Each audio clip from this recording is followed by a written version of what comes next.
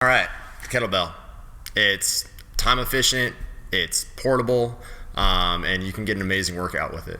We're going to go over the hardstyle kettlebell swing. We're going to go over the 4 phases of it: the loading phase, how to get set up, make sure that you're not going to hurt yourself; the actual hike back part of the swing, so the bottom, making sure again that your hamstrings are loaded, that your back is safe; and the top part, making sure you're getting the most abdominal activation that you can get; and then finally putting it back down safely and walking away. All these steps done together are going to make you really fit, really strong, and keep you safe.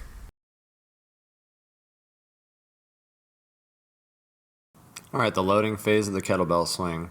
So here I'm lined up slightly behind the kettlebell. Hands are holding the handle and pulling backwards. This way I can make sure that I'm loading my hamstrings and my glutes. Also, I'm beginning to fire up my lats by attempting to turn the handles down or bend them into a horseshoe shape. This position is going to be very difficult for somebody with a lack of hamstring flexibility, also strength in there as well. But the main focus here is on keeping a neutral spine and avoiding rounding the back, so that way, again, we protect the low back. After the loading phase, we're going to begin the hike back. The hike back is used to really make sure that we are loading the hamstrings and actually activating the lats again here. So this is a continuation, and then the big focus is, as I hike back, neutral spine is maintained. There's a lack of movement everywhere else other than the shoulder, and the feet stay rooted to the floor.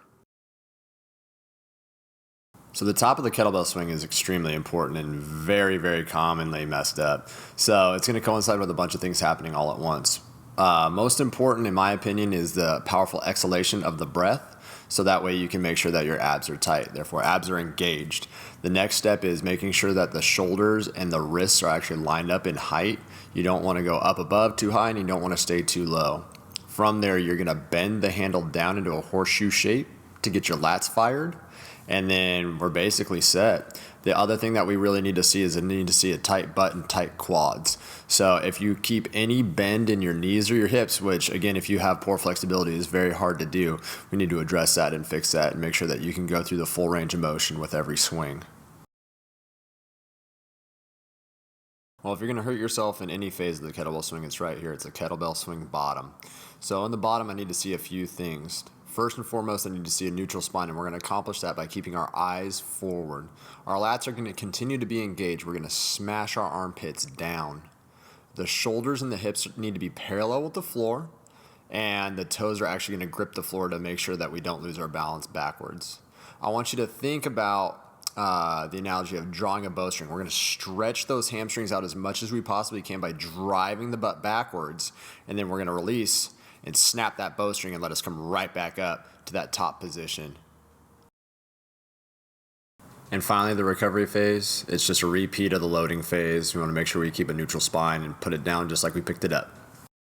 All right, so these are some pretty common mistakes made with the Russian or hardstyle kettlebell swing. I'm not even going to demonstrate the mistakes in American swings because I think American swings are mistakes in and of themselves. So let's just stay focused on here. See, I'm braking, I'm dropping my shoulders way too much, putting too much pressure on my back. Here I'm trying to use my arms, which is the most common thing I see every new guy doing. Just trying to pick it up, do basically a delt raise with it or a front raise with it. It's all about using the hips here, everybody, and then this is even worse of a squat position. So it's got to look smooth, it's got to look pretty, and you got to put it down just like you picked it up. Don't be this guy.